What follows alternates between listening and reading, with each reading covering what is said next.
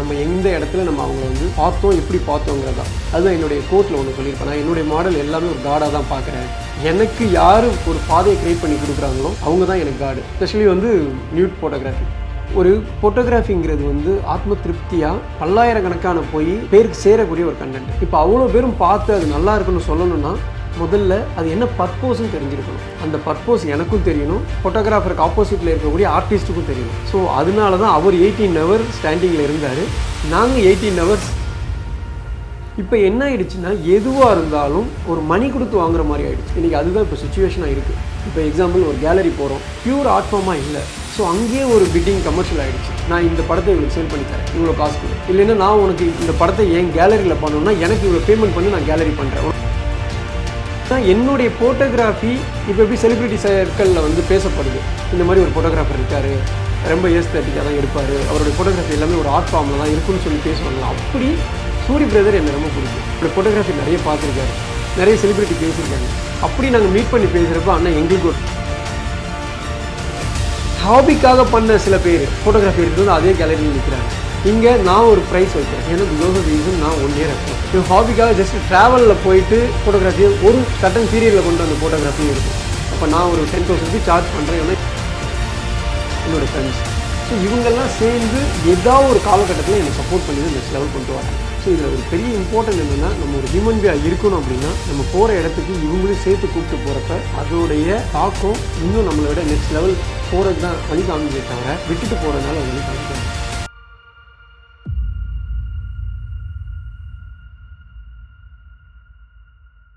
அன்பான அரம்நாடு நேயர்களுக்கு வணக்கம். நாங்களும் ஹீரோ தான் வித் கிஷோருடைய ஷோவில். இன்னைக்கு நம்ம ஷோவுடைய ஹீரோவாக இருக்கிறவர், ஃபோட்டோகிராஃபியை இன்றைக்கி நிறைய யங்ஸ்டர்ஸ் எடுக்கிறதுக்கு இவர் ஒரு முக்கிய காரணமாக இருக்காரு அப்படின்னு தான் சொல்லி ஆகணும். First Indian Playboy magazine photographer, the well famous Ramachandran sir தான் நம்ம கூட இருக்காரு. சார் வணக்கம். சார் வணக்கம், எப்படி இருக்கீங்க? நல்லா இருக்கு, நீங்கள் எப்படி இருக்கீங்க? நல்லா இருக்கேன் sir. So good to see you. Thank you so much sir. உங்களுடைய ஜேர்னி அப்படின்னு எடுத்து பார்த்தாலே அது கொஞ்சம் ஃபோட்டோகிராஃபர்ஸாக நிறைய பேர் இருக்காங்க, ஆனால் உங்களுடைய இந்த ஜேர்னி எடுத்து பார்த்தா டோட்டலாகவே டிஃப்ரெண்ட்டாக இருக்குது. ஏன்னா ஃபோட்டோகிராஃபியில் நீங்கள் பார்க்காத அந்த கான்செப்ட்ஸ் எதுவுமே இல்லை. நிறைய விஷயங்கள் நீங்கள் ட்ராவல் பண்ணியிருக்கீங்க, எக்ஸ்ப்ளோர் பண்ணியிருக்கீங்க. பட் உங்களுடைய கான்செப்ட்ஸ் இவ்வளோ நீங்கள் பண்ணியிருந்தாலுமே கேரியர் நம்ம ஒரு ஃபீல்டு அப்படின்னு எடுக்கும் போது நம்ம மேலே ஒரு பொசிஷனிங் வந்து கண்டிப்பாக நம்மளை சுமத்திடுவாங்க. அந்த வகையில் நீங்கள் எவ்வளோ ஒர்க்ஸ் பண்ணியிருந்தாலுமே ராமச்சந்திரன் சார் அப்படின்னு சொன்னாலே எல்லாருக்கும் டாப் ஆஃப் தி மைண்ட் வர்றது அவர் நியூட் ஃபோட்டோ ஷூட்ஸ் எடுக்கிறவர்ப்பா அப்படின்னு சொல்கிறாங்க. ஸோ இந்த ஒரு பின்பத்தை நீங்கள் எப்படி சார் பார்க்குறீங்க? ஆக்சுவலாக வந்து என்னோடய கேரியரில் நான் ஆல்மோஸ்ட் வைல்ட் லைஃப்பை தவிர எல்லா செக்டர்லேயுமே கால் வச்சுட்டு வந்திருக்கேன். ஈவன் ஆர்கிடெக்சராக இருக்கட்டும், ஸ்போர்ட்ஸாக இருக்கட்டும், போர்ட்ரேட்டாக இருக்கட்டும், வெட்டிங்காக இருக்கட்டும், லைஃப் ஸ்டைல் மேகசின்ஸாக இருக்கட்டும், நியூடாக இருக்கட்டும், கிளாமராக இருக்கட்டும். ஸோ இப்படி இதுதான் கிடையாது. ஸோ என்னுடைய ட்ராவல் வந்து மோர் தென் 20 years ஆச்சு. இதில் பர்டிகுலராக என்னுடைய நேம் ஒரு பெரிய பிம்பமாக பார்க்கப்பட்டது பார்த்தீங்கன்னா glamour and fine art nude. So இந்த கேட்டகரியில் நிறைய அவார்ட்ஸ் கிடச்சிருக்கு, நிறைய ஃபேம் கிடச்சிருக்கு, நிறைய மேகசின்ஸ் ரிலீஸ் ஆகிருக்கு. பட் இது எல்லாம் தாண்டி ராமச்சந்திரன்னா நியூட் ஃபோட்டோகிராஃபி அது ஒரு ஃபைன் ஆர்ட் ஃபோட்டோகிராஃபியாக தான் இருக்கும் அப்படின்னு தான் எல்லாருக்கும் ரிஜிஸ்டர் ஆகிருக்கு. ஸோ இது வரைக்கும் எனக்குன்னு எந்த ஒரு பிளாக் மார்க்குமே என்னுடைய ஃபோட்டோகிராஃபியில் வந்ததில்லை. பிகாஸ் எனக்குன்னு ஒரு ஃபேமிலி இருக்குது, எனக்குன்னு ஒரு பேக்ரவுண்ட் ஆஃப் ஆடியன்ஸ் இருக்காங்க, இன்னும் ஃபாலோ பண்ணுற நிறைய ஃபோட்டோகிராஃபர்ஸ் இருக்காங்க. இப்போ இவங்களுக்கெல்லாம் என்னோடய ஃபோட்டோகிராஃபியை காமிக்கணும் அப்படின்னா அதுக்குன்னு ஒரு எத்திக் ஃபாலோ பண்ணி, அதுக்கப்புறம் ரொம்ப ஜென்யூனான ஒரு விஷயம் மாடலோட ஹேண்ட்லிங். ஸோ இன்றைக்கும் மோர் தென் 300 மாடல்ஸ்க்கு மேலே நான் ட்ராவல் பண்ணியிருந்தாலும், அவங்களோட ஷூட் பண்ணியிருந்தாலும், இன்றைக்கும் அந்த மாடல்ஸ் எல்லாம் ஒரு நல்ல குட் ரிலேஷன்ஷிப்பில் என் கூட இருக்கிறாங்கன்னா பிகாஸ் நம்ம எந்த இடத்துல நம்ம அவங்கள வந்து பார்த்தோம் எப்படி பார்த்தோங்கிறதா. அதுதான் என்னுடைய கோட்டில் ஒன்று சொல்லியிருப்பேன். நான் என்னுடைய மாடல் எல்லாமே ஒரு காடாக தான் பார்க்குறேன். எனக்கு யார் ஒரு பாதையை க்ரியேட் பண்ணி கொடுக்குறாங்களோ அவங்க தான் எனக்கு காடு. ஸ்பெஷலி வந்து நியூட் ஃபோட்டோகிராஃபி, அதில் நியூட் போஸ்ட் பண்ண மாடல்ஸ் ரொம்ப டிஃபிகல்ட்டி, ஈஸியெல்லாம் கிடையாது. நீங்கள் ஒரு மாடலை வந்து நியூட் ஃபோட்டோகிராஃபி வந்து ஹேண்டில் பண்ணி அதை கொண்டு வரணுங்கிறது வெரி டிஃபிகல்ட். ஸோ இன்றைக்கும் என்னுடைய ஃபோட்டோகிராஃபி ரிலீஸ் ஆகிட்டு இருக்குது. இப்போ நெக்ஸ்ட்டு செக் ரிப்பப்ளிக்லையும் ஸ்லோவாக்கியாவும் என்னுடைய நியூட் ஃபோட்டோகிராஃபி வந்து மேக்ஸிமில் ரிலீஸ் ஆக போகுது. ஸோ இந்த ஒரு பாண்ட் இருக்கு இல்லையா, இது வந்து அவ்வளோ சீக்கிரத்துலலாம் க்ரியேட் பண்ண முடியாது. ஸோ இது வந்து எப்படின்னா நம்ம மேலே நம்ம வச்சிருந்த ட்ரஸ்ட்டும், நம்ம நடந்துக்கிட்ட விதம் மாடல்ஸ்ட்டை, ஸோ அவங்க நம்ம மேலே வைக்கிற ட்ரஸ்ட்டும், இது ரெண்டும் சேர்ந்தால் மட்டும்தான் நீங்கள் சொன்ன ஒரு விஷயம் நடக்கும். நியூட் ஃபோட்டோகிராஃபின்னு எடுத்தாலே இந்தியாவில் வந்து ஒரு ஸ்டீரியோடைப்பிக்கல் வேலை தான் சார் இப்பயும் பார்க்குறாங்க. ஸோ இந்த மாதிரி விஷயங்கள் நீங்கள் பார்க்கும்போது எப்படி இந்த ஸ்டீரியோடைப் வந்து ஓகே இப்போ இப்படி பார்க்குறாங்க, மேபி ஃப்யூச்சரில் உடையும் அப்படின்னு நம்புறீங்களா? இல்லை, இது உடையாது. பிகாஸ் ஆஃப் ரீசன் இது மறைமுகமாக பார்க்கக்கூடிய ஒரு கண்டென்ட்டாக தான் இப்போ வரைக்கும் பார்த்துக்கிட்டு இருக்காங்க. Not in India, it's all over world. அந்த நியூட் ஃபோட்டோகிராஃபிங்கிற வேர்டே வந்து தப்பாக நினைக்க ஒரு காலமாக இருக்கிறப்ப அதை ஒரு ஃபைன் ஆர்ட் ஃபோட்டோகிராஃபியாக தான் பார்க்குற மாதிரி ஆகிடுது. ஸோ சில விஷயங்கள் காமிக்காமையும் எடுக்கக்கூடிய ஃபோட்டோகிராஃபி ஆகிடுது. ஸோ ஜஸ்ட் ரசனைக்காகவும் ஒரு ஆர்ட் ஃபார்முக்காகவும் கொடுக்கக்கூடிய ஒரு கண்டென்ட்டாக மாறிடுது. இன்னும் சொல்ல போனால் வேர்ல்டு வைடு இதுக்கு வந்து 50% பீப்புள் எதிர்ப்பு தெரிவித்தாலும் 50% ஆஃப் பீப்புள் வரவேற்கிறாங்க. பட் அந்த 50% ஆஃப் பீப்புள் எதிர்ப்பு தெரிவித்தவங்களும் வரவேற்கிறதுக்கு பேக்ரவுண்டில் தெரியாமல் தான் பண்ணுறாங்க. ஸோ இதுதான் உண்மை. இதை வந்து யாருமே மாற்ற முடியாது. நம்ம எதை காமிக்கணும் எதை காமிக்கக்கூடாதுங்கிறத நம்ம தான் டிசைட் பண்ணணும். ஒவ்வொரு ஃபோட்டோகிராஃபிக்கு பின்னாடியும் ஒரு சர்டைன் எமோஷன்ஸ், ஒரு ஸ்டோரி கண்டிப்பாக இருக்கும் ஒவ்வொரு ஃபோட்டோக்கு பின்னாடியும். அந்த வகையில் உங்களோட இந்த நியூட் ஃபோட்டோகிராஃபிக்கு பின்னாடி இருக்கிற அந்த ஒரு எமோஷன், அந்த ஒரு ஸ்டோரி நீங்கள் என்ன நினைக்கிறீங்க? இல்லை, இங்கே எமோஷன், நான் எடுக்கிற எல்லா ஃபோட்டோகிராஃபியுமே எமோஷன் கேப்சரிங் தான். ஏதோ ஒரு ஸ்டோரி பேஸ் பண்ணி தான் இருக்கும். அதுவும் இல்லாமல் நான் எடுக்கிறது எல்லாமே ஜஸ்ட் ஒரு ஹாபிக்காகவோ இல்லை ஒரு மாடல் வந்து கேட்டுட்டாங்க அவங்களுக்கு ஒரு ப்ரொஃபைல் பண்ணணுங்கிறதுக்காகலாம் இது வரைக்கும் நான் எடுக்கல. நான் எடுத்தது எல்லாமே ஒரு சப்ஜெக்டை பேஸ் பண்ணி தான் இருக்கும். ஒன்று மேகசின்ஸுக்கு இருக்கும், இல்லை காஃபி டேபிள் புக்குக்காக இருக்கும், இல்லை ஒரு ஆர்ட் கேலரிக்காக இருக்கும். ஸோ இந்த பர்பஸ் என்னன்னு தெரிஞ்சுக்கிட்டு தான் நான் என்னுடைய ஃபோட்டோகிராஃபியை ஃபஸ்ட்டு சூஸ் பண்ணுவேன்.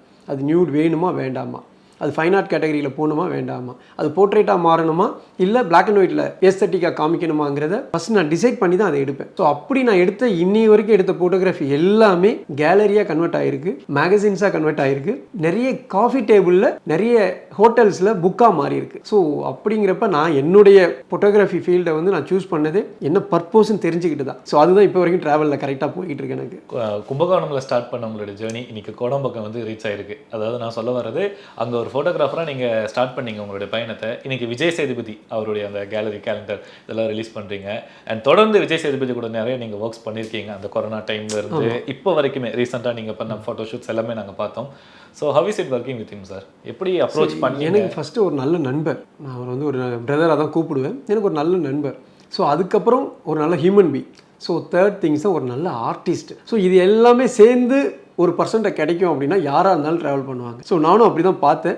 பட் நான் பார்த்ததை விட காட் இஸ் கிரேட். அவர் நிறைய எங்களுக்கு வந்து சப்போர்ட் பண்ணி இன்னைக்கு நான் இந்த சுச்சுவேஷனில் இருக்க, ஒரு நல்ல பொசிஷனில் இருக்க, ஒரு செலிபிரிட்டி ஃபோட்டோகிராஃபர் சொல்கிற அளவுக்கு இருக்கிறோன்னா அதுக்கு விஜய் சேதுபதி ஒரு காரணம். ஏன்னா அந்தளவுக்கு எங்களுக்கு வந்து ஒரு நல்ல வாய்ப்பு கொடுத்துருக்காரு. அதுக்கப்புறம் நிறைய ஒர்க் பண்ணுறதுக்கான மூவிக்கெல்லாம் அவர் நிறைய ரெஃபர் பண்ணார். ஸோ நான் ஒர்க் பண்ணிட்டு தான் இருக்கேன். ஸோ அது மட்டும் இல்லாமல் நாங்கள் ரீசெண்டாக இப்போ பண்ண கேலண்டருக்கு அப்புறமும் ஒர்க் பண்ணுறதா இருந்துச்சு. பட் ஃபார்ச்சுனேட்லி நான் கொஞ்சம் பிஸி, அவரும் பிஸி ஆகிட்டாங்க. ஸோ அதனால் நானும் கொஞ்சம் சினிமாட்டோகிராஃபி அண்ட் டாக்குமெண்ட்ரி ஃபிலிம்ஸ் பண்ணுறதுனால கொஞ்சம் ரெண்டு பேரும் இப்போ இந்த ஃபியூ மந்த்னு கூட சொல்லலாம் கேப்பில் இருக்கும். கண்டிப்பாக திருப்பி ஒரு ப்ராஜெக்ட் பண்ணுவோம். So happy sir. பட் இந்த விஜய் சேதுபதி ஃபோட்டோ ஷூட்ஸ் அப்படின்னு எடுத்தாலே நார்மலாக ஒரு ஃபோட்டோகிராஃபி எடுக்கிறதுக்கு ஒரு ஃபோட்டோ ஷூட்ஸ்லாம் பண்ணுறதுக்கு 2 hours 3 hours எடுப்பாங்க. ஆனால் நீங்களும் உங்கள் டீமும் 18 hours எடுத்திருக்கீங்க. இட்ஸ் ஆல்மோஸ்ட் ஒரு டேவோட கொஞ்சம் ஹவர்ஸ் தான் கம்மியாக எடுக்கலாம். ஸோ அந்த ஒரு டைம் டியூரேஷன் எதனால் சார்? அண்ட் எப்படி கார்ப்பரேட் பண்ணார் அவர்? ஒரு ஃபோட்டோகிராஃபிங்கிறது வந்து ஆத்ம திருப்தியாக பல்லாயிரக்கணக்கான போய் பேருக்கு சேரக்கூடிய ஒரு கண்டென்ட். இப்போ அவ்வளோ பேரும் பார்த்து அது நல்லா இருக்குன்னு சொல்லணும்னா முதல்ல அது என்ன பர்பஸ்ன்னு தெரிஞ்சிருக்கணும். அந்த பர்பஸ் எனக்கும் தெரியணும், ஃபோட்டோகிராஃபருக்கு ஆப்போசிட்டில் இருக்கக்கூடிய ஆர்டிஸ்ட்டுக்கும் தெரியணும். ஸோ அதனால தான் அவர் 18 hours ஸ்டாண்டிங்கில் இருந்தார், நாங்கள் 18 hours எஃபர்ட் போட்டோம். அந்த எஃபர்ட் என்ன பர்பஸ் அப்படின்னா ஒரு கேலண்டர். ஸோ ஒரு 12 ஃபார்மில் இருக்கக்கூடிய டிஃப்ரெண்ட் ஃபார்மிங் டிசைனில் ஆர்ட் செட்டில் அவர் இருந்து ஒர்க் பண்ணணும். ஸோ அப்போ அதுக்கு அந்த டைம் தேவைப்பட்டது. So almost 25 to 30 peoples work பண்ணக்கூடிய அந்த இடம். ஸோ அது அவர் அவ்வளோ அழகாக பூர்த்தி பண்ணி கொடுத்தாரு. அதுவும் நல்ல ரீச் ஆச்சு, நிறைய அந்த கேலண்டர் சேலும் ஆச்சு, ரிலீஸும் பண்ணி அவங்களுடைய ரசிகர்கள் ரொம்ப பேசினாங்க. ஸோ இப்போ எங்கேயாவது போனால் கூட என்னோடய நேம் வந்து விஜய் சேதுபதியோட ரசிகர் மன்றத்தில் ஒரு நல்ல ரிஜிஸ்ட்ரேஷனாக மாறி இருக்குது. ராமச்சந்திரங்கிற ஒரு ஃபோட்டோகிராஃபர் இந்த மாதிரி தான் எடுப்பார், இப்படி தான் நம்ம தலைவரை காமிப்பார் அப்படின்னு. ஸோ அது ஒரு பெரிய விஷயம் இல்லை. அங்கே அப்படியே கட் பண்ணோம்னா இந்த பக்கம் கருடன், வெற்றிமாறன், துரை செந்தில்குமார், சூரி, அவங்களுடைய செலிபிரிட்டி ஃபோட்டோ ஷூட் அந்த இதில் நீங்கள் மெயினாக ப்ரொமோஷன் இதில் நீங்கள் ஒர்க் பண்ணியிருக்கீங்க. ஸோ அந்த ஒரு ஆப்பர்ச்சுனிட்டி அங்கேருந்து இங்கே உங்களுடைய ட்ராவல். ஸோ ப்ரொமோஷனுங்கிறது நான் ஆல்ரெடி நிறைய படம் பண்ணிக்கிட்டு இருக்கேன். நான் தான் எதுவுமே போஸ்ட் பண்ணுறதில்ல, நிறைய படம் பண்ணியிருக்கேன். ஸோ இப்போ இந்த பக்கம் பார்த்தீங்கன்னா சூரி பிரதர் எனக்கு நல்ல நண்பர். ஸோ எப்படின்னா என்னுடைய ஃபோட்டோகிராஃபி இப்போ எப்படி செலிபிரிட்டி சர்க்கிளில் வந்து பேசப்படுது, இந்த மாதிரி ஒரு ஃபோட்டோகிராஃபர் இருக்கார், ரொம்ப ஏஸ்தட்டிக்காக தான் எடுப்பார், அவருடைய ஃபோட்டோகிராஃபி எல்லாமே ஒரு ஆர்ட் ஃபார்மில் தான் இருக்குன்னு சொல்லி பேசுவாங்களா. அப்படி சூரி பிரதர் என்னை ரொம்ப பிடிக்கும். என்னோடய ஃபோட்டோகிராஃபி நிறைய பார்த்துருக்காரு, நிறைய செலிபிரிட்டி பேசியிருக்காங்க. அப்படி நாங்கள் மீட் பண்ணி பேசுகிறப்ப அண்ணா எங்களுக்கு ஒரு படம் பண்ணணும், அந்த படத்தில் நீங்கள் ஃபோட்டோகிராஃபி ப்ரொமோஷன் பண்ணி கொடுங்கன்னு சொல்லி கேட்குறப்ப நான் பண்ணி கொடுத்தேன். சார் இன்றைக்கி வந்து ஒரு ஃபீல்டு எடுத்துனாலே இன்றைக்கி வந்து வேர்ல்டு எப்படி மாறிடுச்சுன்னா எல்லாமே கமர்ஷியல் பர்பஸில் பார்க்க ஆரம்பிச்சிட்டாங்க. அந்த வகையில் ஃபோட்டோகிராஃபி ஃபீல்டும் இன்றைக்கி ஃபுல் அண்ட் ஃபுல் கமர்ஷியலாக மாறிடுச்சுன்னு நினைக்கிறீங்களா? 100% கமர்ஷியலாக மாறிடுச்சு. நான் ஈவன் ஒரு 10 years பிஃபோர் சொல்கிறேனே, நான் ஆல் ஓவர் வேர்ல்டு நிறைய இடத்துல கேலரி பண்ணியிருக்கேன், நிறைய கண்ட்ரீஸில். அங்கெல்லாம் வந்து எப்படி இருக்கும் அந்த ரெஸ்பான்ஸ் அப்படின்னு பார்த்தீங்கன்னா, நம்மளுடைய ஃபோட்டோகிராஃபிக்கும் நம்மளுடைய ஆர்ட் ஃபார்முக்கும் தனித்துவமான ஒரு மரியாதை இருக்கும், தனித்துவமான ஒரு ரிவார்டு அண்ட் அவார்டு கிடைக்கும். இப்போ என்ன ஆயிடுச்சுன்னா, எதுவாக இருந்தாலும் ஒரு மணி கொடுத்து வாங்குற மாதிரி ஆயிடுச்சு. இன்றைக்கி அதுதான் இப்போ சுச்சுவேஷனாக இருக்குது. இப்போ எக்ஸாம்பிள் ஒரு கேலரி போகிறோம், பியூர் ஆர்ட் ஃபார்மாக இல்லை. ஸோ அங்கேயே ஒரு பிட்டிங் கமர்ஷியல் ஆகிடுச்சு. நான் இந்த படத்தை இவ்வளோ சேல் பண்ணி தரேன், இவ்வளோ காசு கொடு, இல்லைன்னா நான் உனக்கு இந்த படத்தை என் கேலரியில் பண்ணணும்னா எனக்கு இவ்வளோ பேமெண்ட் பண்ணி நான் கேலரி பண்ணுறேன், உனக்கு ஃபேம் வரும். ஸோ இந்த மாதிரி ஒரு சுச்சுவேஷன் இப்போ ரீசெண்டாக க்ரியேட் ஆகிடுச்சு. இதுக்கு பிகாஸ் ஆஃப் ரீசன் என்னென்னா, மேபி அதிக ஃபேமுக்கு ஆசைப்படுற பீப்புளா, இல்லை சர்வைவல் பண்ணணுங்கிறதுக்காக காசு சம்பாதிக்கிற பீப்புளா. ஸோ அதனால் என்ன ஆயிடுச்சுன்னா, மணி இருக்கிறவங்க என்ன வேணாலும் பண்ணிக்கலாம், மணி இல்லாதவங்க ஸ்ட்ரகிள் பண்ணி தான் மேலே வரணும் அப்படிங்கிற இந்த ஒரு ஃபார்ம் இப்போ ரீசெண்டாக கிரியேட் ஆகி போய்கிட்டு இருக்கு. நிறைய பட்டிங் டேலண்ட்ஸ் இப்போ வரவங்களுக்கு இந்த ஒரு விஷயம், அதாவது கமர்ஷியல் வே ஃபோட்டோகிராஃபியை ஒரு ஆர்டிஸ்டிக் ஃபார்மில் இருந்து கமர்ஷியல் வே மாறின இந்த ஒரு டிரான்ஸ்ஃபர்மேஷன் வந்து அவங்க வந்து கண்டிப்பாக அஃபெக்ட் பண்ணணும்னு நினைக்கிறீங்களா? ஆனால் நிறைய பேர் இன்றைக்கி வந்து ஃபோட்டோகிராஃபிக்கு விரும்பி வராங்க, எப்படியாவது கரியர் செட் பண்ணணும் அப்படின்னு.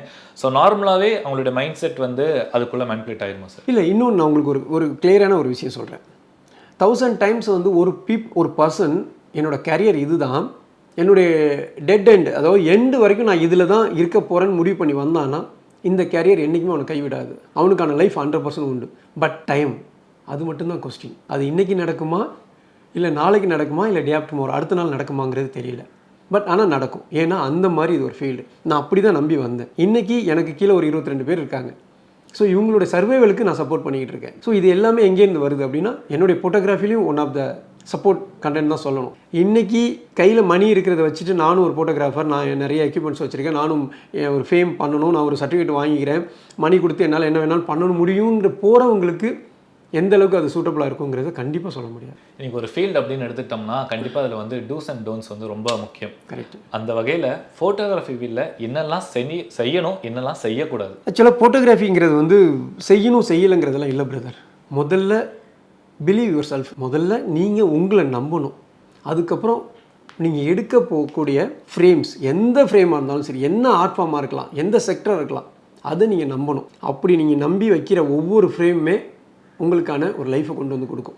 எந்த ஃபோட்டோகிராஃபுமே இந்த வேர்ல்டில் அவனை விட ஒரு பெரிய மார்க்கெட்டிங் பர்சன் இந்த உலகத்தில் கிடையாது. அவனுடைய ஃபோட்டோகிராஃபிக்கு அவன் தான் மார்க்கெட் பண்ணணும், அவன் தான் விலை நிர்ணயிக்கணும். அப்போ அவனால் மட்டும்தான் சர்வைவல் பண்ண முடியும். இன்றைக்கி இருக்க ஜென்ரேஷன்ஸ்கிட்ட அந்த பேஷன்ஸ் இருக்குதுன்னு நினைக்கிறீங்களா சார்? இல்லை, என்னென்னா நான் பார்த்த அதான் எனக்கு நிறைய இன்டர்ன்ஸ் வராங்க. இதில் என்னென்னா, சில பேர் நல்ல மணியோடு இருக்கிற பீப்புளும் வராங்க, வித்தவுட் மணி போராக இருக்கிறவங்களும் வராங்க.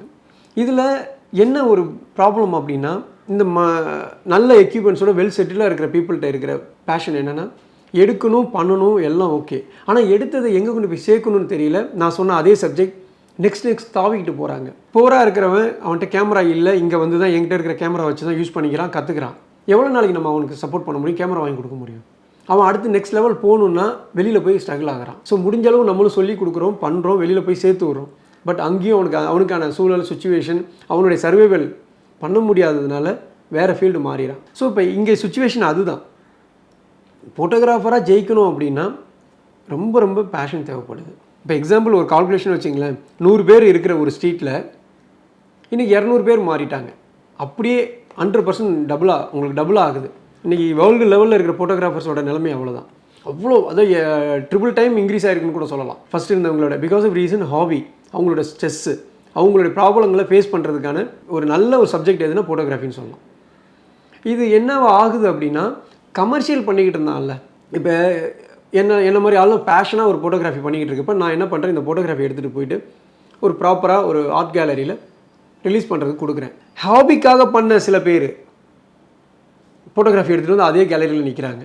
இங்கே நான் ஒரு ப்ரைஸ் வைக்கிறேன், ஏன்னா பிகாஸ் ஆஃப் ரீசன் நான் 1 year எஃபோர்ட். இவன் ஹாபிக்காக ஜஸ்ட் ட்ராவலில் போயிட்டு ஃபோட்டோகிராஃபியை ஒரு சர்டன் பீரியடில் கொண்டு வந்த ஃபோட்டோகிராஃபியும் இருக்கும். அப்போ நான் ஒரு 10,000 rupees சார்ஜ் பண்ணுறேன், இவன் 2,000 rupees சார்ஜ் பண்ணுவான். இவன் 2,000 கொடுக்குறதா அவன் 10,000 வாங்கி செல் பண்ண பார்ப்பானே தவிர 10,000 வாங்கி 10,000 செல் பண்ண பார்க்க மாட்டான். டுடே சுச்சுவேஷன் இதுதான் இந்த வேர்ல்டு, புரியுதுங்களா? ஸோ இப்போ இது மாறணும் அப்படின்னா இதுக்கெல்லாம் சான்ஸே இல்லை, மாறுறதுக்கான வாய்ப்பு இல்லை. பட் ஒன் டே நம்மளுடைய ஃபோட்டோகிராஃபியோட டெப்த் இருக்கு இல்லையா, நம்ம போட்ட எஃபோர்ட் அது பேசும். அதுக்கு நம்ம பொறுமையாக வெயிட் பண்ணணும். அதுதான் இன்றைக்கும் நான் எடுத்த ஃபோட்டோகிராஃபி எல்லாமே ஒரு பொக்கிஷமாக வச்சு சேவ் பண்ணியிருக்கேன். அது ஒரு நாள் கண்டிப்பாக பேசப்படும். ஃபோட்டோகிராஃபி இன்றைக்கி பேஷனாக எடுக்கிற நிறையா யங்ஸ்டர்ஸ் எல்லாருமே அது ஒரு பேஷனாக எடுக்கிறது இல்லை. பிகாஸ் காரணம் என்னென்னா, அவங்க இப்போ வேற ஒரு ஜாபில் இருக்காங்க அப்படின்னா அவங்க ப்ரொஃபஷனல் லைஃப்பை ஒரு 5 நாள் பார்த்துட்டு வீக்கெண்ட்ஸில் ஃபோட்டோகிராஃபி எடுத்துகிட்டு நாங்களும் ஃபோட்டோகிராஃபர்ஸ் தான் அப்படின்னு சொல்கிறாங்க. நிறைய பேர் கண்டிப்பாக நீங்களே பார்த்துருப்பீங்க உங்களோட எக்ஸ்பீரியன்ஸ் உங்கள் ஜேர்னியில். ஸோ அதை பற்றி உங்களோட ஒப்பீனியன்ஸ்? இல்லை, அவங்க அதான் சொல்கிறேன், அவங்களால சர்வைவல் பண்ண முடியாது. நீங்கள் வந்து சர்வைவல் பார்த்தீங்கன்னா அவங்களாம் எப்படின்னா ஜஸ்ட்டு ஒரு ட்ராவல்காக தான் வந்து பண்ணுறாங்களே, ஹாபிக்காக தான் பண்ணுறாங்களே தவிர அவங்களோட லைஃப் ஸ்டைல் மாறாது. என் ப்ரொஃபஷனல் இதுதான் சொல்லி பண்ணுறாங்க பார்த்தீங்களா, அவங்களுக்கு தான் வந்து ஒரு நல்ல வே கிரியேட் ஆகும். அதில் நான் நிறைய ஃபோட்டோகிராஃபர்ஸை பார்த்துருக்கேன். என் கூட இருக்கிறவங்களே எவ்வளோ பேர் இருக்காங்க ஃப்ரெண்ட்ஸு. ஸோ அவங்களாம் இன்றைக்கும் வந்து ஃபுல் டைமாக இறங்கி வேலை பார்க்குறாங்க, மணி மேக் பண்ண முடியாமல் இருக்காங்க. ஸோ என் கூட இருக்கிற சேகர்னு சொல்லுவேன், சேகர் அண்ணான்னு சொல்லி, அவர் என்னோட ஏஜில் பெரிய ஆள். அவர் ஒரு நல்ல ஆர்கிடெக்ட் டிசைனர், ஒரு யூஎஸ் கம்பெனியில் 2 lakh மேலே சேலரி வாங்கியிருந்தார். அவர் அந்த கம்பெனியை ஃபோட்டோகிராஃபிக்காக விட்டுட்டு என்னோடய பேஷன் ஃபோட்டோகிராஃபி தான் சொல்லி ஆல்மோஸ்ட் அவரும் 20 இயர்ஸாக ஃபோட்டோகிராஃபி பண்ணிகிட்டு இருக்கார். ஸோ அவருடைய லைஃபு சூப்பராக இருக்குது, சர்வைவலில் இருந்தாலும் நல்லா தான் இருக்கார், சந்தோஷமாக இருக்கார். எந்த இடத்துலையும் அவர் வந்து டவுன் ஆகலை. ஆனால் அவருடைய ஒரு மோட்டிவேஷன் என்னென்னா, என்ன மாதிரி ஒரு நெக்ஸ்ட் லெவலில் இருக்க ஃபோட்டோகிராஃபர்ஸ் நிறைய பேரை உருவாக்கணும், சர்வைவல் ப்ளஸ் ஒரு ஹாப்பினஸான லைஃப்பை ரன் பண்ண முடியுங்கிறத அவர் சொல்லிக்கிட்டு இருக்கார். ஸோ ஏன் இது அவரை பற்றி இங்கே சொல்ல வரேன்னா, ஸோ அவரோட கரியரில் என் கூட கிட்டத்தட்ட 50% ஆஃப் ட்ராவல் என் கூட இருந்திருக்காரு. எனக்கு அவரை பற்றி தெரியும். இப்போ அவர் வந்து ஃப்ரீலான்ஸாக நிறைய ஜாப் பண்ணிக்கிட்டு இருக்காரு, என் கூடயே இருக்கார். பட் அவர் எங்கேயுமே வந்து டவுன் ஆகலை. ஆர்ட் ஃபார்ம் அப்படின்னு எடுத்தாலே அந்த பண்ணுற அந்த ஆர்டிஸ்ட் மெயின் அப்போ ஃபோட்டோகிராஃபியில் எல்லாருமே வந்து ஃபோட்டோகிராஃபர்ஸ்க்கு வந்து அந்த ரெகக்னிஷன் அங்கீகாரம் அப்படிங்கிறது கண்டிப்பாக தேவைப்படுன்னு தாண்டி அவங்களோட ஒர்க்குக்கு அது கண்டிப்பாக கிடைக்கும். அந்த வகையில் உங்களோட லைஃப்பில் நாங்கள் எல்லாருமே பார்த்தது அந்த கின்னஸ் ரெக்கார்ட் நீங்கள் மேக் பண்ணது. ஸோ அதுக்கு பின்னாடி இருக்கிற அந்த ஹார்ட் ஒர்க் ப்ளஸ் உங்களோட டீம் ஒர்க் 100% நான் சொல்லுவேன். நான் இண்டிவிஜுவலாக வளர்ந்துட்டேன் அப்படின்னா 100% இல்லை. என்னுடைய பேக்ரவுண்டில் இருக்கக்கூடிய என் நண்பர்களும் என் ஃபேமிலியும் என்னுடைய கொலிக் இவங்களை வச்சு தான் நான் இந்த அளவுக்கு வந்திருக்கேன். அது மாதிரி தான் அந்த கின்னஸ் ரெக்கார்டும். அதில் வந்து பார்த்திங்கன்னா 900 ஃபேஸஸ் வந்து பெயிண்டிங் பண்ணியிருப்போம். ஸோ 4 people சேர்ந்து நாங்கள் பண்ணது. அதுக்கு நான் தான் ஹெட்டாக இருந்து நான் தான் அவங்களுக்கு வந்து டீச் பண்ணி இப்படி தான் பண்ணணும், இந்த டியூரேஷனில் இந்த டைமுக்குள்ளே பண்ணணும்னு சொல்லி நாங்கள் ரெக்கார்ட் பண்ணோம். இப்போ வரைக்கும் அது யாரும் பண்ணல. ஸோ இதில் என்ன ஒரு பியூட்டி அப்படின்னா, ஒவ்வொரு இண்டிவிஜுவல் பர்சன் ஃபோட்டோகிராஃபராக இருக்கலாம், இல்லை ஆர்டிஸ்ட்டாக இருக்கலாம், இல்லை ஆர்ட் ஃபார்மில் இருக்கக்கூடிய யாராக இருந்தாலும் தனி மனிதனாக ஜெயிக்க முடியாது. அவங்களுக்கு யாரோ ஒருத்தவங்க பேக்ரவுண்டில் சப்போர்ட் பண்ணி ஆகணும். அப்படி எனக்கு சப்போர்ட் பண்ணது என்னோடய ஒய்ஃப் ஃபஸ்ட்டு. ஸோ அதுக்கப்புறம் என்னுடைய நண்பர் ராஜு. ஸோ அதுக்கப்புறம் என்னுடைய ஒர்க் பண்ணக்கூடிய நிறைய ஸ்டாஃப்ஸ், என்னோடய ஃப்ரெண்ட்ஸ். ஸோ இவங்கெல்லாம் சேர்ந்து ஏதாவது ஒரு காலகட்டத்தில் என்னை சப்போர்ட் பண்ணி தான் நெக்ஸ்ட் லெவல் கொண்டு வராங்க. ஸோ இதில் ஒரு பெரிய இம்பார்ட்டன்ட் என்னென்னா, நம்ம ஒரு ஹியூமன் பீயாக இருக்கணும் அப்படின்னா நம்ம போகிற இடத்துக்கு இவங்களையும் சேர்த்து கூப்பிட்டு போகிறப்ப அதோடைய தாக்கம் இன்னும் நம்மளை விட நெக்ஸ்ட் லெவல் போகிறதுக்கு தான் வழி காமிக்குமே தவிர விட்டுட்டு போகிறதுனால அது வழி காமிக்காது. ஸோ அதை நான் செய்கிறதுனால இன்னை வரைக்கும் கின்னஸ் ரெக்கார்டாக இருக்கட்டும், டாக்டரேட்டாக இருக்கட்டும், எத்தனையோ அவார்ட்ஸாக இருக்கட்டும் எனக்கு மாறி மாறி கிடச்சிக்கிட்டு இருக்கு. ஸோ அதுதான் ஐ பிலீவ் தட் திங். இன்றைக்கி நிறைய பேர் வந்து படித்து டிகிரி வாங்குறது ஒரு விஷயம், பட் தொழிலில் எந்த அளவுக்கு நம்ம டெடிக்கேட்டடாக இருந்தால் அதுக்கு ஒரு டிகிரி அதுலேருந்து கிடைக்கும். அந்த வகையில் நீங்கள் உங்களுடைய இத்தனை வருஷம் ட்ராவலில் அந்த டாக்டரேட் அப்படிங்கிறது கண்டிப்பாக மறக்க முடியாத ஒரு மொமெண்ட்டாக இருக்கும் யூஎஸில் உங்களுக்கு கிடச்சது வந்ததில். ஸோ அந்த அனுபவம் பற்றி இல்லை, அதான் அகெயின் என்னுடைய மெட்லி ஆஃப் ஆர்ட்னு ஒரு புக்கு, காஃபி டேபிள் புக்கு, நீங்கள் அதை பார்த்துருந்தீங்கன்னா யூ கெட் த ஐடியா. என்னுடைய 8 years எஃபோர்ட் அதில். ஸோ இப்போ அந்த புக்குக்கு தான் எனக்கு வந்து டாக்டரேட் அவார்டு கிடச்சிச்சு. இந்த மாதிரி ஒரு பர்சன் இவ்வளோ டெடிக்கேட்டடாக ஒரு ஃபோட்டோகிராஃபிக்காக 1 day 2 days ஸ்பெண்ட் பண்ணி ஒரு ஃபோட்டோகிராஃபி எடுத்து அந்த ஒரு ஃபோட்டோகிராஃபியை கேலரி பண்ணி அதையும் கமர்ஷியலாக மாற்றி அதையும் பீப்புளுக்கு வந்து ஒரு என்டர்டெயின்மெண்ட்டாக கொடுக்கக்கூடிய ஒரு பர்சனாக அப்படிங்கிறது தான் கண்டென்ட்டாக எனக்கு மாறினது. அதுதான் எனக்கு ஒரு டாக்டரேட் வாங்கி கொடுத்தது. அப்படி பேசப்பட்டது தான் யூஎஸில் என்னுடைய ஃபோட்டோகிராஃபிஸ். இன்றைக்கும் லாஸ் ஏஞ்சலாக இருக்கட்டும், மயாமியாக இருக்கட்டும், நியூயார்க்காக இருக்கட்டும், எத்தனையோ கேலரியில் ரவுண்ட் த டேபிளில் என்னுடைய மெட்லி ஆஃப் ஆர்ட் புக்கு பேசிக்கிட்டு இருக்காங்க. அதில் பார்த்தீங்கன்னா எக்ஸ்க்ளூசிவாக டிரான்ஸ்ஜெண்டருக்கு நாங்கள் பண்ண கேலரிஸ். அதில் இருக்கிற ஒவ்வொரு டிரான்ஸ்ஜெண்டர் உமன்ஸ் அவ்வளோ அழகாக ஒரு எப்படி சொல்கிறது, ஒரு ஆர்ட் ஃபார்ம் எந்த அளவுக்கு வந்து ஒரு நார்மல் மாடல் கொடுப்பாலோ அதை விட டபுள் டைம் போஸ்ட் பண்ணியிருப்பாங்க. ஸோ அதனால தான் வந்து ஒரு ரெகக்னேஷன் எனக்கு கிடைச்சிச்சு. இல்லைன்னா அவ்வளோ சீக்கிரத்தில் அந்த ரெகக்னேஷன் கிடைக்காது. அப்பார்ட் ஃப்ரம் ஃபோட்டோகிராஃபி இந்த புத்தகம் எழுதுறது அப்படிங்கிறது வந்து உங்களுடைய ஒரு நோட்டபிள் ஒரு டேலண்டாகவே இருக்குது. எங்கேருந்து சார் அது ஸ்டார்ட் ஆச்சு? அண்ட் இது வரைக்கும் எவ்வளோ புக்ஸ் எழுதிருப்பீங்க? அண்ட் முக்கியமாக ஒரு ரைட்டர் எழுதுறவங்களுக்கு வந்து ரைட்டர் பாயிண்ட் ஒன்று இருக்கும், இந்த ஒரு விஷயம்னால இதை நான் ஸ்டார்ட் பண்ணால் கரெக்டாக இருக்கும்னு. ஸோ நீங்கள் ஒவ்வொரு புக்கும் எழுதும் போது உங்களுக்கு மைண்டில் வரும்? இல்லை, இது வரைக்கும் கிட்டத்தட்ட பார்த்தீங்கன்னா நான் என்னுடைய கேரியரில் இப்போ அசாஃப்னா ஒரு 12 புக்கு பண்ணியிருக்கேன். இதில் 12 புக்கில் 9 புக்கு ரிலீஸ் ஆகிடுச்சு. மீடியாவில் பேசப்பட்ட ரிலீஸ் பண்ணப்பட்ட 9 புக்கு இருக்குது. இப்போ 3 புக்கு ஃபியூ டேஸில் இன்னொரு ஃபியூ வீக்ஸில் ரிலீஸ் ஆக போகுது. அதுக்கான எல்லா வேலைகளும் நடந்துக்கிட்டு இருக்கு. இங்கே புக்கு படிக்கிறதுங்கிறது கிடையாது.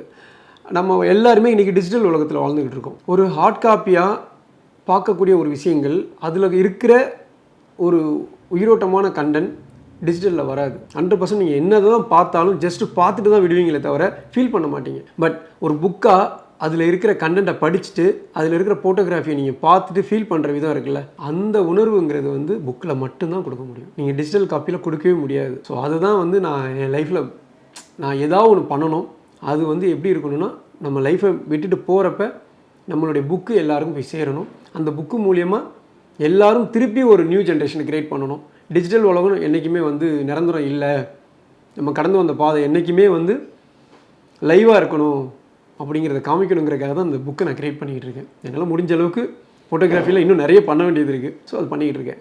ஃபோட்டோகிராஃபி நீங்கள் வந்து நிறைய யங்ஸ்டர்ஸ் வந்து அவங்களுடைய பேஷனாக ஃபார்வர் அவங்களுடைய லாங் டேர்ம் கோலாக எடுக்கணும் அப்படின்னு நினைக்கிறாங்களா சார்? ஸோ இந்த மாதிரி இப்போது வரக்கூடிய பட்டிங் டேலண்ட்ஸுக்கு நீங்கள் என்ன சொல்ல வரீங்க? இல்லை, டேலண்ட் ஆக்சுவலாக நான் இந்த இடத்துல ஒரு விஷயத்தை சொல்ல விரும்புகிறேன். என்னென்னா, வேர்ல்டு வைடு வந்து பார்த்திங்கன்னா ஃபோட்டோகிராஃபர்ஸ் இருக்காங்க. இவங்க எல்லாருக்குமே சர்வைவல் கரெக்டாக இருக்கா, அவங்களுக்கான அங்கீகாரம் கிடைச்சிருக்கா அப்படின்னா என்னை கேட்டால் இல்லைன்னு தான் சொல்லுவேன். ஏன்னா எல்லாருக்குமே என்ன ஒரு ஆசை அப்படின்னா, மணியை விட தான் எடுத்த ப்ராடக்ட் 1000 ஆஃப் பீப்புளில் போய் சேரணுங்கிறதான் ஆசைப்பட்றாங்க. யாருக்குமே இங்கே காசுக்காக வேலை பார்க்கல. அப்படி இருக்கிறப்ப இன்றைக்கி இருக்கிற யங்ஸ்டர்ஸுக்கு இந்த வேர்ல்டு, நாட் இன் இந்தியான்னு சொல்ல மாட்டேன், இந்த உலகத்தில் இருக்கிற ஃபோட்டோகிராஃபர்ஸ் எல்லாருக்குமே கிடைக்க வேண்டிய ஒரு விஷயம் என்னென்னா, ஒரு நல்ல ஆடிட்டோரியம். ஒவ்வொரு ஃபோட்டோகிராஃபர்ஸும் அவன் எடுத்த ஃபோட்டோகிராஃபியை அதில் கேலரி பண்ணி அவனுக்கு தெரிஞ்ச யங்ஸ்டர்ஸ், அவனுக்கு தெரிஞ்ச பீப்புளை கொண்டு வந்து, நான் எடுத்த ஃபோட்டோகிராஃபி இது, எனக்கு ஒரு அங்கீகாரம் கொடுங்க, இதுக்கு ஒரு ரெகக்னேஷன் கொடுத்து ஒரு ரிவார்டு கொடுங்கன்னு சொல்லி அவன் ப்ராடக்டை செல் பண்ணணும். அதுக்கு உலகத்தில் இருக்க எல்லா கவர்மெண்ட் பீப்புளும் ஃபோட்டோகிராஃபர்ஸுக்குன்னு ஒரு நல்ல ஒரு ஆடிட்டோரியம் கட்டி கொடுத்து அவனுக்குன்னு ஒரு லைஃப்பை க்ரியேட் பண்ணால், இன்றைக்கி ஜெயிக்கணும்னு நினைக்கிற எல்லா ஃபோட்டோகிராஃபருக்கும் இது ஒரு பெரிய வழியாக இருக்கும். அது பர்டிகுலராக நம்ம சென்னையில் நடந்துச்சுன்னா இன்னும் சூப்பர். அது என்னோடய ஆசை. அது பண்ணால் எனக்கே வேணும். நானே போய் அந்த மாதிரி ஒரு சுச்சுவேஷன் கிடச்சா நானே ஃபஸ்ட்டு போய் நிற்பேன். எனக்கு இந்த இடத்த கொடுத்து எனக்கு ஹெல்ப் பண்ணுங்கள், நான் வந்து என்னுடைய ஃபோட்டோகிராஃபி எல்லாம் கேலரி பண்ணேன். ஏன்னா 1000 ஆஃப் ஃபோட்டோகிராஃபிஸை நான் எடுத்து பொக்கிஷமாக வச்சுருக்கேன். So happy to meet you sir. ஏன்னா நாங்கள் வந்து இது வரைக்கும் ஒரு ஃபோட்டோ அப்படின்னா அது வெறும் ஃபோட்டோவாக மட்டும் தான் பார்ப்போம். பட் அந்த ஃபோட்டோக்கு பின்னாடி இருக்கிற ஸ்டோரி, எமோஷன், அதையும் தாண்டி அந்த ஃபோட்டோ எடுக்கிற ஃபோட்டோகிராஃபருடைய பெயின், அந்த பயணங்கள், நிறைய விஷயங்கள் நம்ம வியூஸ்க்காக நீங்கள் பகிர்ந்துக்கிட்டீங்க. நேரம் கொடுத்ததுக்கு ரொம்ப நன்றி சார். Thank you so much.